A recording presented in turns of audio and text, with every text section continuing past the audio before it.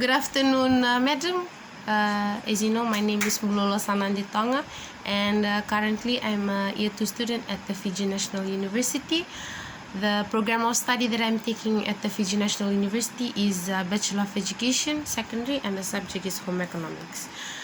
The topic of lesson that I'm bringing today is roles and responsibilities of family members.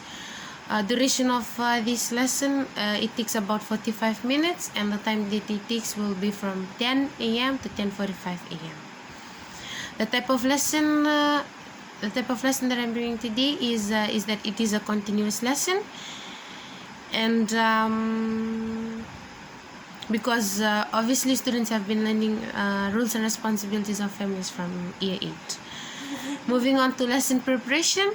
For lesson preparation, I have prepared charts and also flip charts to aid in the preparation and the teaching of this lesson. And also for this lesson preparation, I have collected a few lesson notes which I am attaching with this video, which you can later view in which will be attached with this video, and you can view it in the Moodle box. And moving on to previous knowledge. So as I've said, roles and responsibilities of the family members have been taught in year 8, so it is not new to year 9 students. And also the previous lessons that the students have been taking were based on types of families, definition of family. So obviously students have partial knowledge on the roles and responsibilities of each and individual family members. Moving on to learning objectives. There are 4 different types of learning objectives that I wish to achieve at the end of this lesson. And the first is to identify the different roles of the family members. The second of all is to discuss the different responsibilities of each and different family members. Third is to differentiate between the roles and their responsibilities. And the last one is to know the differences between these roles and these responsibilities. Moving on to teaching resources or teaching materials. My teaching resources will be charts, whiteboard markers, flip charts, and Moodle. So moving on to the main content of these lesson notes, I have come to lesson development.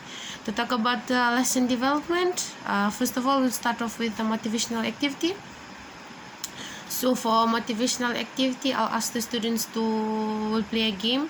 This is at the beginning of the class so that it helps motivate the students and bring back the concentration into the class.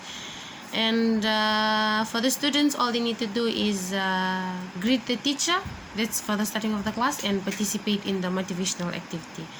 And then we move on to the introduction. For the introduction, I'll be introducing the topic. And I'll be asking brainstorming questions to the students so that I can have knowledge on who understands this topic and who does not understand the topic of roles and responsibilities of family members. For the students, all they need to do is listen and answer the brainstorming questions. And then I'm going to be moving on to the development. So development, it is divided into 3 phases. So for the phase 1, I'll be doing most of the talking because I'll be discussing with the students on the lesson and the notes that I'm going to be teaching. So I expect the students to listen and to write down, take down important notes. While I'm explaining, I'll be explaining on the different types of roles and responsibilities of each family members, how to identify these roles and responsibilities, and how to differentiate between these roles and responsibilities. That's for phase 1. And moving on to phase 2. Phase 2, it will be a group activity whereby I will divide all the students into 4 main groups, and then I'll write down the information on the board because it is much clearer writing the information down on the board rather than distributing or oral talking about the information or the things that the instructions that student needs to do in their presentation. So that's for phase 2, and I expect all students to take part and move to their respective groups that I have divided for them.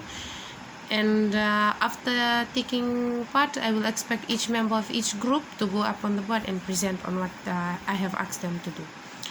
And moving on to phase 3, which is also the group organization. That is phase 3, whereby I will ask the students to round up all their work and ask each member to go up and explain and present on the group activity.